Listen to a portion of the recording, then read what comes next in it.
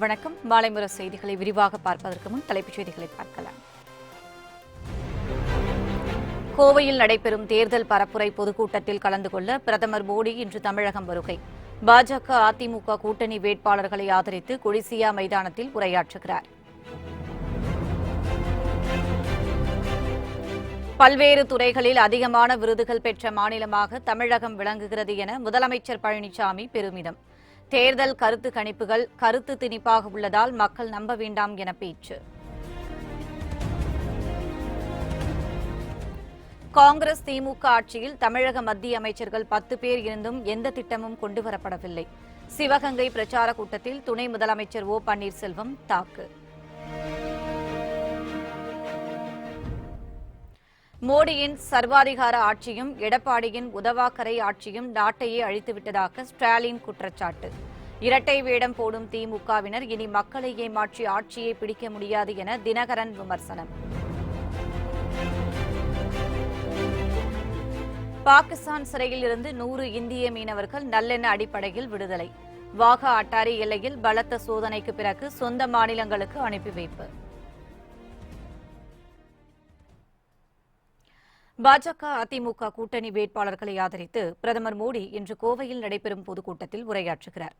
தமிழகம் மற்றும் புதுச்சேரியில் மக்களவை மற்றும் சட்டசபை இடைத்தேர்தல் வருகிற 18ஆம் தேதி நடைபெறவுள்ள நிலையில் கட்சித் தலைவர்கள் மற்றும் வேட்பாளர்களும் தீவிர வாக்கு சேகரிப்பில் ஈடுபட்டு வருகின்றனர். இந்நிலையில் கோவை, திருப்பூர், பொள்ளாச்சி, நீலகிரி மக்களவை தொகுதிகளில் போட்டியிடும் பாஜக அதிமுக கூட்டணி வேட்பாளர்களை ஆதரித்து பிரதமர் மோடி கோவை கொடிசியா மைதானத்தில் இன்று மாலை 6 மணிக்கு பொதுக்கூட்டத்தில் உரையாற்றுகிறார். இதற்காக கோவைக்கு தனி விமானத்தில் வரும் அவரை முதலமைச்சர் பழனிசாமி வரவேற்று பொதுக்கூட்டத்திற்கு அழைத்து வருகிறார். பிரச்சார கூட்டத்தில் பாஜகவின் தேர்தல் அறிக்கையை விளக்கி பிரதமர் மோடி பேசுவார் என எதிர்பார்க்கப்படுகிறது. பிரச்சாரத்தை முடித்துக் கொண்டு இன்றிரவு மீண்டும் அவர் டெல்லிக்கு புறப்பட்டு செல்வதாக கூறப்படுகிறது. இதனால் விமான நிலையம் முதல் கொடிசியா மைதானம் வரையிலான பகுதி முழுவதும் போலீஸ் பாதுகாப்பு பலப்படுத்தப்பட்டுள்ளது. பிரதமர் வருகையை முன்னிட்டு பாதுகாப்பு ஏற்பாடுகளை டெல்லி சிறப்பு பாதுகாப்பு படையினர் கடந்த 2 நாட்களாக இப்பகுதியில் ஆய்வு மேற்கொண்டு தங்களது கட்டுப்பாட்டிற்குள் கொண்டு வந்துள்ளனர் என்பது குறிப்பிடத்தக்கது.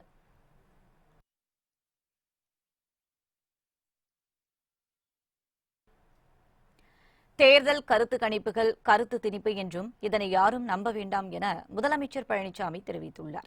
நாமக்கல் மக்களவை தொகுதி வேட்பாளர் காளியப்பனை ஆதரித்து சங்ககிரியில் முதலமைச்சர் பழனிசாமி பிரச்சாரம் மேற்கொண்டார். அப்போது பேசிய அவர் கல்வி, மருத்துவம், மின்சார உற்பத்தியிலும் இந்திய அளவில் தமிழகம் முதலிடம் பெற்று விளங்குவதாக குறிப்பிட்டார். நாடாளுமன்ற தேர்தலில் ஸ்டாலினுக்கு தக்க பாடம் புகட்ட வேண்டும் என்று கூறிய முதலமைச்சர் பழனிசாமி அதிமுகவை கவிழ்க்க மேற்கொண்ட முயற்சி பலிக்காததால் திமுகவுக்கு செல்வாக்கு இருப்பது போல் அவர் விரக்தியில் பேசி வருவதாகவும் விமர்சித்தார். அதெல்லாம் நம்ப வேண்டியதே இல்ல. ஏன்னா நானே தோத்து போயிருந்து போட்டாங்க, தங்கமணி தோத்து போயிருந்து போட்டாங்க, 2 பேருமே ஜெயிச்சு முன் கண்டிக்கிறோம். இதெல்லாம் பொய். ஆக கருத்து கணிப்புல கருத்து திணிப்பு யாரெல்லாம் வெயிட்டா கவனிக்கிறாங்களோ அவங்களுக்கு தகுந்த மாதிரி கருத்து திணிப்பு போடுவாங்க. எல்லாம் விமர்சனம் செஞ்சுட்டு இருக்காங்க ஸ்டாலின். ஆக அவருக்கு இந்த தேர்தலில் தகுந்த பாடத்தை போட்டவன் போட்டு என்ன பேசுறதே தெரியல. அந்த அளவுக்கு நம் மீது கோபம் இருக்குது. ஏன்னா அவர் நினைச்சது ஒண்ணு நடந்து ஒண்ணு ஆகி போச்சு. அதிமுக அம்மா மறைஞ்சோடனே ஆட்சி கவிழ்ந்து போய் நினைச்சாரு, அது கவிழ்ல. 2வது கட்சி உடஞ்சி போயிருந்து தூண்டி விட்டு பார்த்தாரு, என்னென்னமோ வேலை பண்ணி பார்த்தாரு, அது நடக்கல. அதனால அவர் நினைச்சது எது நடக்கிறதுனால அவர் விரக்தியில பேசிட்டு இருக்காரு. முன்னதாக நீலகிரி மக்களவை தொகுதி அதிமுக வேட்பாளர் தியாகராஜனை ஆதரித்து குன்னூர் மற்றும் உதகையில் முதலமைச்சர் பழனிசாமி பரப்புரையில் ஈடுபட்டார். அப்போது படுகர் இனத்தவரின் பாரம்பரிய உடை அணிந்து பேசிய அவர் கருணாநிதிக்கு உடல்நலக்குறைவு ஏற்பட்ட போது ஏன் வெளிநாட்டில் சிகிச்சை வழங்கப்படவில்லை என கேள்வி எழுப்பினார். தான் தலைவராக முடியாது என எண்ணியே அவருக்கு உரிய சிகிச்சை அளிக்காமல் 2 ஆண்டுகள் வீட்டில் சிறையில் ஸ்டாலின் வைத்ததாகவும் இதுகுறித்து உரிய விசாரணை நடத்தப்படும் என முதலமைச்சர் பழனிசாமி கூறினார். மேலும் கருணாநிதியை வெளிநாட்டிற்கு அழைத்து சென்றிருந்தால் குணமாக இருப்பார் என அவரது கட்சிக்காரர்களை கூறுவதாக அவர் குறிப்பிட்டார்.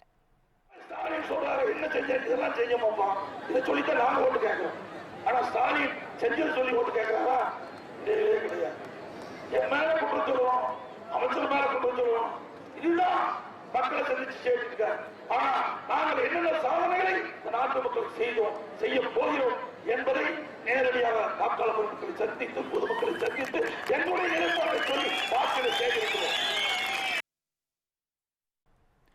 மத்தியில் மோடியின் சர்வாதிகார ஆட்சியும் தமிழகத்தில் உதவாக்கரை எடப்பாடி ஆட்சியும் நாட்டையே அழித்துக் கொண்டிருப்பதாக திமுக தலைவர் ஸ்டாலின் விமர்சித்துள்ளார். கன்னியாகுமரி மக்களவைத் தொகுதி காங்கிரஸ் வேட்பாளர் வசந்தகுமாரை ஆதரித்து ஸ்டாலின் பரப்புரையில் ஈடுபட்டார். அப்போது பேசிய அவர், திமுக காங்கிரஸ் தேர்தல் அறிக்கை ஹீரோ என்றும், ஆனால் பாஜக தேர்தல் அறிக்கை ஜீரோ எனவும் விமர்சித்தார். கடந்த தேர்தலில் கொடுத்த வாக்குறுதிகளை பொன் ராதாகிருஷ்ணன் நிறைவேற்றவில்லை என்றும், ஆட்சியாளர்கள் சாதனை பற்றி பேச எதுவும் இல்லாததால் தங்களை விமர்சிப்பதாகவும் ஸ்டாலின் குற்றம் சாட்டினார். ராகுல் காந்தி வெளியிட்டிருக்கக்கூடிய அறிக்கை பற்றி என்ன சொன்னா, அது ஒரு ஹீரோனா, சூப்பர் ஹீரோனா, நம்மளது ஹீரோனா அது சூப்பர் ஹீரோ. இப்போ மோடி வெளியிட்டிருக்கிறது ஜீரோ. ஆக எதற்கும் பயன்பட முடியாத நிலையில அந்த தேர்தல் அறிக்கை வெளியிடப்பட்டிருக்கிறத தவிர வேற இல்லை. பொள்ளாச்சியில் 200க்கும் மேற்பட்ட இளம் பெண்களை மிரட்டி ஆபாச வீடியோ எடுப்பது கடந்த 7 வருடங்களாக அரங்கேறியிருப்பதாக அவர் குறிப்பிட்டார். இதில் சட்டப்பேரவை துணைத் தலைவர் பொள்ளாச்சி ஜெயராமனின் மகன்களுக்கு தொடர்பு இருப்பதாகவும், இது தொடர்பாக பாதிக்கப்பட்ட பெண்ணின் சகோதரர்கள் புகார் அளித்தும் இதுவரை எந்தவித நடவடிக்கையும் அரசு எடுக்கவில்லை என ஸ்டாலின் குற்றம் சாட்டினார். இளம் பெண்கள் எவ்வளவு பெரிய கொடுமைகளுக்கு ஆளாயிருக்கிறாங்க. நேற்று இன்று நடந்ததா? இது ஒரு வார காலமா 10 நாளா நடந்துகிட்டு இருக்க விஷயமா, ஒரு மாசம் நடந்துகிட்டு இருக்க விஷயம் 7 வருஷமா நடந்துகிட்டு இருக்கு. 7 ஆண்டு காலமாக நடந்துகிட்டு இருக்கு. இந்த ஆட்சி வந்ததுல இருந்து நடந்துகிட்டு இருக்கு. 7 வருஷமாக நடந்து கொண்டிருக்கிற போது அங்கே போலீஸே இல்லையா? காவல்துறையே காணாமல் போயிடுச்சா? இரட்டை வேடம் போடும் திமுகவினர் இனி மக்களை ஏமாற்றி ஆட்சியை பிடிக்க முடியாது என அம்மா மக்கள் முன்னேற்றக் கழக துணை பொதுச் செயலாளர் தினகரன் தெரிவித்துள்ளார். தூத்துக்குடி மக்களவைத் தொகுதி அமமுக வேட்பாளர் புவனேஸ்வரனை ஆதரித்து திருச்செந்தூர், காயல்பட்டினம், ஆறுமுகநேரி, ஆத்தூர் உள்ளிட்ட பகுதிகளில் டிடிவி தினகரன் பிரச்சாரம் மேற்கொண்டார். அப்போது பேசிய அவர், காங்கிரஸ் தலைவர் ராகுல் காந்தி முதிர்ச்சி இல்லாதவர் என விமர்சித்த ஸ்டாலின் தற்போது அவரை பிரதமர் வேட்பாளர் என அறிவிப்பதாக குறிப்பிட்டார். இதேபோல் திருப்பதி பெருமாளை கனிமொழி கேலி செய்ததாகவும், ஆனால் அவரது தாயார் திருச்செந்தூர் சுப்பிரமணியன் கோயிலில் மகள் வெற்றிக்காக பிரார்த்தனை செய்ததாகவும் தினகரன் தெரிவித்தார். இரட்டை வேடம் போடும் திமுகவினர் இனி மக்களை ஏமாற்றி ஆட்சியை பிடிக்க முடியாது என அவர் தெரிவித்தார். கருணாநிதி இருந்த பொழுது அவர் வெளியிலே வேஷம் போடுவார், வீட்டுக்குள்ள அவர் வீட்டில் சாமி கும்பிடுவார்கள். இன்றைக்கு ஸ்டாலின் அதை வெற்றி பெற்றிருக்கிறார். நாங்கள் இந்துக்களின் எதிரி அல்ல, எங்கள் குடும்ப பெண்கள் எல்லாம் கோயிலுக்கு செல்வார்கள் என்று. இது போல் இரட்டை வேடம் யாரு கேட்டது? என்ன ஒரு இந்து கடவுளை தாழ்த்தி பேசினால் எந்த ஒரு இஸ்லாமியர் ஏற்றுக்கொள்வாரா? அந்த எந்த ஒரு கிறிஸ்தவரும் அதை ஏற்றுக்கொள்வாரா? உண்மையான இந்துவோ, உண்மையான கிறிஸ்துவரோ, உண்மையான இஸ்லாமியரோ அவர் அனைத்து அடுத்த மதத்தை இணைத்து பேசுவதையோ, அந்த கடவுளை இணைத்து பேசுவதை யாரும் ஏற்றுக்கொள்ள மாட்டார்கள்.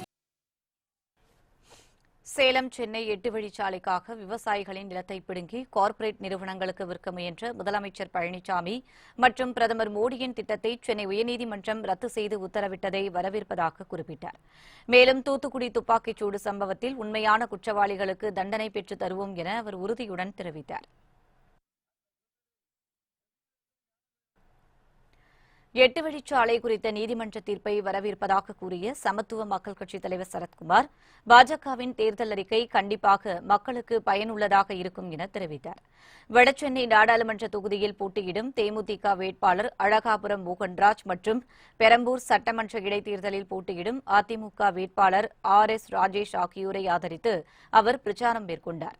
கொடுங்கையூர், வியாசார்பாடி, MKB நகர் உள்ளிட்ட இடங்களில் தீவிர வாக்குவேட்டையில் ஈடுபட்டார். அப்போது பேசிய சரத்குமார், அதிமுக தலைமையிலான மெகா கூட்டணியை கண்டு ஸ்டாலின் அச்சப்படுவதாக தெரிவித்தார். 8 வழிச்சாலை குறித்த உயர்நீதிமன்ற தீர்ப்பை வரவேற்பதாக கூறிய அவர், பாஜகவின் தேர்தல் அறிக்கை கண்டிப்பாக மக்களுக்கு பயனுள்ளதாக இருக்கும் என்றார். இந்த கூட்டணி உருவாகி இருக்கின்றது சொன்னால் அது மத்தியிலே ஒரு வலுவான, வலிமையான, நேர்மையான மோடி அவர்களின் தலைமையிலே ஒரு நல்லாட்சி, பெரும்பான்மையான ஆட்சி வர வேண்டும் அடிப்படையிலே ஒற்றுமையாக சேர்ந்து உருவாக்கப்பட்ட கூட்டணி தான் இந்த மெகா கூட்டணி, இந்த வெற்றி கூட்டணி. ஆக இந்த வெற்றி கூட்டணி உருவாகிய உடனேயே ஸ்டாலின் அவர்களை பார்த்து அச்சமுற்று பயம் வந்துவிட்டவர்கள். ஆகவேதான் இதை சந்தர்ப்பாத கூட்டணி என்று அவர் அனைத்து இடங்களிலும் சொல்லிக் கொண்டிருக்கிறார்.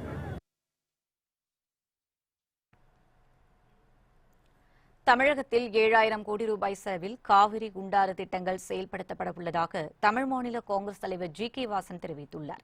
சேலம் மக்களவைத் தொகுதி அதிமுக வேட்பாளர் சரவணனை ஆதரித்து ஓமலூரில் ஜி.கே. வாசன் பிரச்சாரம் செய்தார். அப்போது பேசிய அவர், சேலத்தில் இரும்பாலை விரிவாக்க திட்டம், ராணுவ தடவாளங்கள் தயாரிக்கும் தொழிற்சாலைகள் கொண்டு வந்து வேலைவாய்ப்பை ஏற்படுத்தி கொடுக்கப்படும் என மத்திய அரசு உறுதியளித்துள்ளது என்றார்.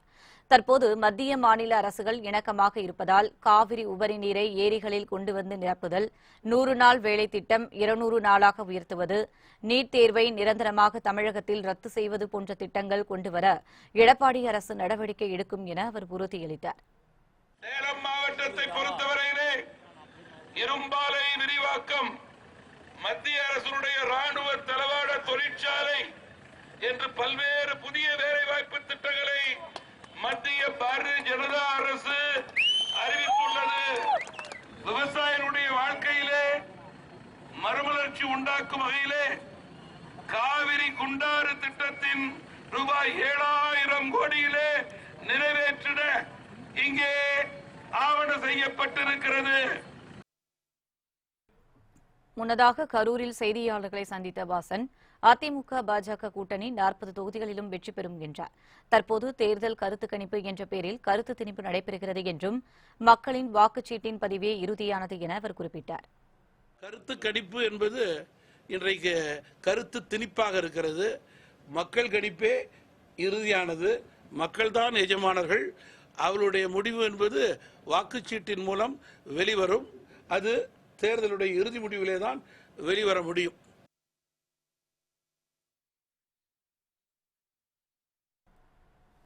காங்கிரஸ் ஆட்சிக்கு வந்தால் அரசு வேலைகளுக்கான தேர்வு விண்ணப்ப கட்டணத்தை ரத்து செய்வோம் என காங்கிரஸ் தலைவர் ராகுல் காந்தி தெரிவித்துள்ளார்.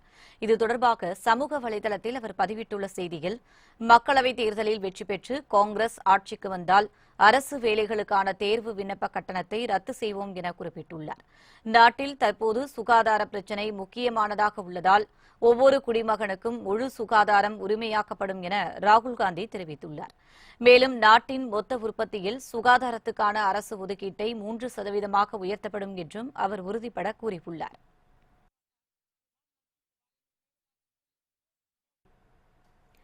எட்டு வழிச்சாலை திட்டத்தை எப்படியாவது நடைமுறைப்படுத்த வேண்டும் என மாநில அரசு அவசரம் காட்டியுள்ளதாகவும், இந்த சாலையினால் மக்களுக்கு எந்த பயனும் இல்லை என்றும் சென்னை உயர்நீதிமன்றம் தீர்ப்பளித்துள்ளது.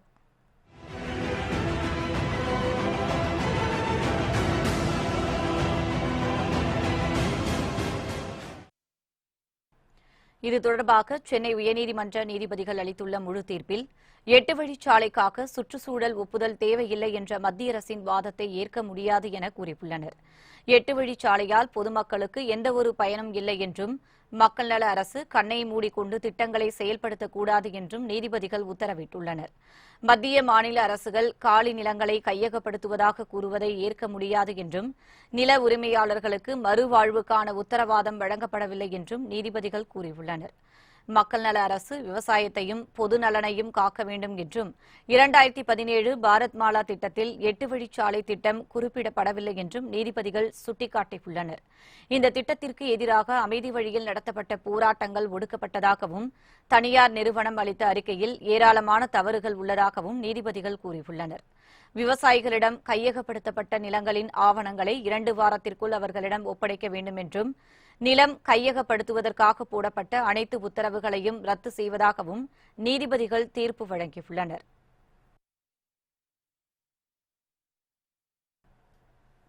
பாகிஸ்தான் சிறையில் அடைக்கப்பட்டிருந்த இந்திய மீனவர்கள் 100 பேர் நல்லெண்ண அடிப்படையில் விடுதலை செய்யப்பட்டுள்ளனர். சர்வதேச எல்லையை தாண்டி மீன்பிடித்ததாக கைது செய்யப்பட்ட இந்திய மீனவர்கள் 365 பேர் கராச்சி சிறையில் அடைக்கப்பட்டனர். கடந்த சில மாதங்களாக சிறையில் இருந்த மீனவர்களை மீட்டுக் கொண்டுவர இந்தியா தரப்பில் பல்வேறு அழுத்தங்கள் கொடுக்கப்பட்டன. பாகிஸ்தானில் உள்ள எடி என்ற தொண்டு நிறுவனம் இதற்காக பெரும் முயற்சி எடுத்தது. இதன் பலனாக கைது செய்யப்பட்ட 365 இந்திய மீனவர்கள் விடுதலைக்கான உத்தரவு பிறப்பிக்கப்பட்டது. இதன் ஒரு பகுதியாக நேற்று 100 பேர் விடுதலை செய்யப்பட்டனர். இவர்கள் அனைவரும் கராச்சி சிறையிலிருந்து ரயில் மூலமாக இந்திய பாகிஸ்தான் எல்லையான வாகா கட்டாரி எல்லைக்கு அனுப்பி வைக்கப்பட்டனர். அங்கு பலத்த சோதனைக்கு பின்னர் சொந்த மாநிலங்களுக்கு அவர்கள் அனுப்பப்பட்டனர். எஞ்சியிருக்கும் 265 மீனவர்களில் 100 பேர் ஏப்ரல் 15ஆம் தேதியும் ஏப்ரல் 29ஆம் தேதி 100 பேரும் இறுதியாக 29ஆம் தேதி 65 மீனவர்களும் இந்தியாவுக்கு அனுப்பப்படுவார்கள் என தெரிவிக்கப்பட்டுள்ளது. காங்கிரஸ் திமுக ஆட்சியின் போது தமிழகத்தைச் சேர்ந்த 10 மத்திய அமைச்சர்கள் இருந்தும் எந்த திட்டமும் கொண்டுவரப்படவில்லை என துணை முதலமைச்சர் ஓ பன்னீர்செல்வம் குற்றம் சாட்டியுள்ளார். சிவகங்கை மக்களவைத் தொகுதி பாஜக வேட்பாளர் ஹெச் ராஜாவை ஆதரித்து சிங்கம்புணரியில் பேசிய அவர், திமுக தலைவர் ஸ்டாலின் முதல்வராக ஆசைப்படுவதாகவும் ஆனால் முடியவில்லை என குறிப்பிட்டார். மக்களவைத் தேர்தலுடன் அதிமுக காணாமல் போய்விடும் என ஸ்டாலின் பகல் கனவு காண்பதாகவும் 1.5 கோடி தொண்டர்களை கொண்ட கட்சியை எந்த கும்பனாலும் அழிக்க முடியாது என ஓ பன்னீர்செல்வம் தெரிவித்தார். பிரியாணி மற்றும் பரோட்டாவை சாப்பிட்டுவிட்டு காசு கேட்டும் கடைக்காரர்களை திமுகவினர் சரமாரியாக தாக்கியதாகவும், ஜெயலலிதா ஆட்சியில் கட்ட பஞ்சாயத்து செய்தால் கட்சியின் அடிப்படை உறுப்பினர் பதவியிலிருந்து நீக்கி விடுவார்கள் என அவர் குறிப்பிட்டார். மத்தியில் ஆண்டு வைக்கிறது. தமிழகத்திலிருந்து 10 அமைச்சர்கள் அங்கே அமைச்சர்களாக குழு பொம்மைகளாக வீற்றிருந்தார்கள். எந்த ஒரு உருப்படியான திட்டமும் மக்கள் நல திட்டமும் நீண்டகால தொலைநோக்கு திட்டமும் நம்முடைய பகுதிகளுக்கு வந்து சேரவில்லை. உறுதியாக இந்த நாடாளுமன்ற தேர்தல் முடிந்தவுடன் கோர்ட்டில் நீதிமன்றத்தில் இருக்கிற தடையை நீக்கி உறுதியாக ஏழை எளிய மக்களுக்கு 2000 ரூபாய் வழங்கப்படும் என்பதை இந்த கூட்டத்தின் மூலமாக தெரிவித்துக் கொள்ள கடமைப்பட்டது. கோவை அருகே உரிய ஆவணமின்றி ஏடிஎம்முக்கு கொண்டு செல்லவிருந்த 1,76,00,000 ரூபாயை தேர்தல் பறக்கும் படையினர் பறிமுதல் செய்தனர். கோவை மாவட்டம் சங்கனூர் சாலையில் தேர்தல் பறக்கும் படை அதிகாரிகள் தீவிர வாகன சோதனையில் ஈடுபட்டனர். அப்போது அவ்வழியாக சென்ற காரில் சோதனை மேற்கொண்ட போது ஏடிஎம்மில் பணம் நிரப்ப 1,76,00,000 ரூபாய் எடுத்து சென்றது தெரியவந்தது. இதனையடுத்து உரிய ஆவணங்கள் இல்லை என கூறி அவர்களிடமிருந்த பணத்தை அதிகாரிகள் பறிமுதல் செய்தனர். மேலும் உரிமம் இல்லாமல் காவலாளி வைத்திருந்த ரைபிள், துப்பாக்கி மற்றும் 5 தோட்டாக்கள் பறிமுதல் செய்யப்பட்டன. இதேபோல் திட்டக்குடி அருகே ஆவணமின்றி வங்கிக்கு கொண்டு செல்லவிருந்த 1,60,00,000 ரூபாயை தேர்தல் பறக்கும் படை அதிகாரிகள் பறிமுதல் செய்தனர். அவை அனைத்தையும் திட்டக்குடி கருவூலத்தில் ஒப்படைத்த அதிகாரிகள் ஆவணத்தை காட்டிய பின்னர் பணத்தை கொண்டு செல்லலாம் என அறிவுரை வழங்கினர். சிவகங்கை மாவட்டம் கும்மங்குடி பாலம் என்ற இடத்தில் தேர்தல் பறக்கும் படை அதிகாரிகள் வாகன சோதனையில் ஈடுபட்டனர். அப்போது சென்னையிலிருந்து காரைக்குடி நோக்கி சென்ற தனியார் பார்சல் சர்வீஸ் லாரியை மறித்து சோதனை மேற்கொள்ளப்பட்டது. அதில் 1,75,000 காங்கிரஸ் கட்சி கொடிகள் மூட்டை மூட்டையாக இருந்தன. அவை அனைத்தும் பிளாஸ்டிக் என்பதால் காங்கிரஸ் கட்சி கொடிகளை அதிகாரிகள் பறிமுதல் செய்தனர். சிதம்பரம் அருகே ஆவணமின்றி கொண்டு செல்லப்பட்ட 4,12,000 ரூபாயை பறக்கும்படை அதிகாரிகள் பறிமுதல் செய்தனர். புவனகிரியில் சரத்குமார் என்பவரிடமிருந்து 3,60,000 ரூபாயும், சேத்தியாத்தோப்பு அருகே சிவா என்பவரிடமிருந்து 51,500 ரூபாயும் பறிமுதல் செய்யப்பட்டன. இதனையடுத்து அவை அனைத்தும் சிதம்பரத்தில் உள்ள சார்நிலை கருவூலத்தில் ஒப்படைக்கப்பட்டன. கோவை ஆத்துப்பாலம் அருகே தாறுமாறாக ஓடிய கண்டெய்னர் லாரியை பொதுமக்கள் சிறைப்பிடித்ததால் சிறிது நேரம் பரபரப்பு நிலவியது. கோவை மாவட்டம் ஆத்துப்பாலம் அருகே தறிகெட்டு நிலையில் கண்டெய்னர் லாரி சென்றுள்ளது.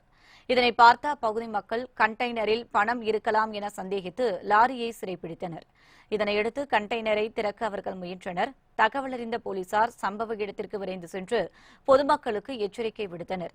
இதனை கேட்காத நூற்றுக்கணக்கான மக்கள் கூச்சலிட்டு ஆரவாரம் எழுப்பினர். இதனால் போலீசார் நடத்திய லேசான தடியடியை அடுத்து அவர்கள் அனைவரும் கலைந்து சென்றனர். இந்நிலையில் லாரி ஓட்டுநரிடம் தேர்தல் பறக்கும் படை அதிகாரிகள் விசாரணை நடத்தினர். அப்போது லாரியில் டீ தூள் இருப்பதாகவும் மது அருந்திவிட்டு ஓட்டுநர் வேகமாக சென்றதாகவும் தெரியவந்தது. இதனிடையே தாறுமாறாக ஓடிய லாரியை பொதுமக்கள் சிறைப்பிடித்த சம்பவம் அப்பகுதியில் சிறிது நேரம் பரபரப்பை ஏற்படுத்தியது.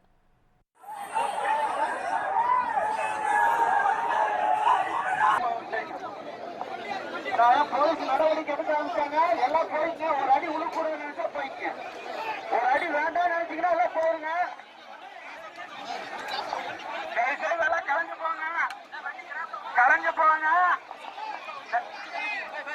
அதாவது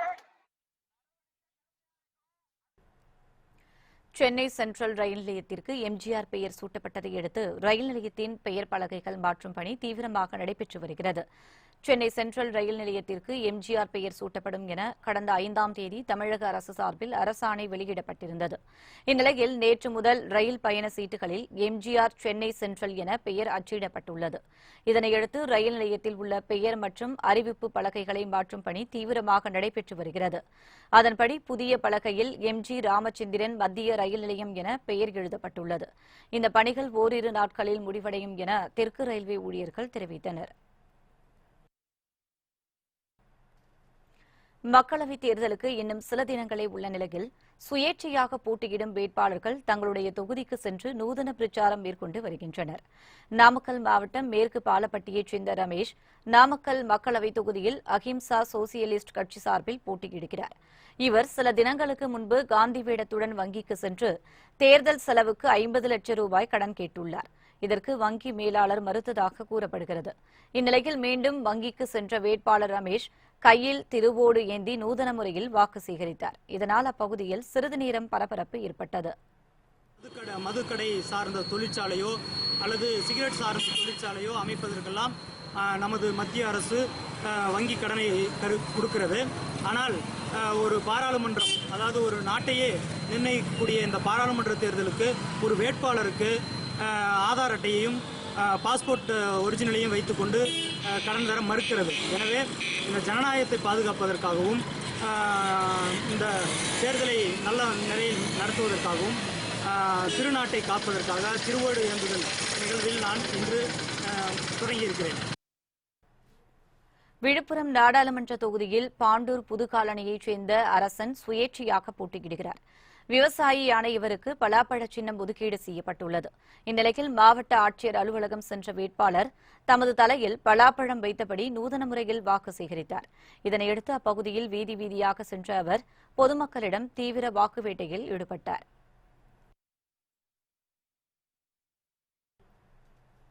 உடுமலை அருகே அணையில் மூழ்கி தாய் மகன் உயிரிழந்த சம்பவம் அப்பகுதி மக்களிடையே சோகத்தை ஏற்படுத்தியது. கோவை மாவட்டம் காரமடையைச் சேர்ந்த ரங்கநாதன் தேவி தம்பதிக்கு 12 வயதில் சந்தீப் என்ற மகன் உள்ளார். இந்நிலையில் அவர்கள் அனைவரும் உடுமலை அருகே உள்ள திருமூர்த்தி அணைக்கு சுற்றுலா சென்றுள்ளனர்.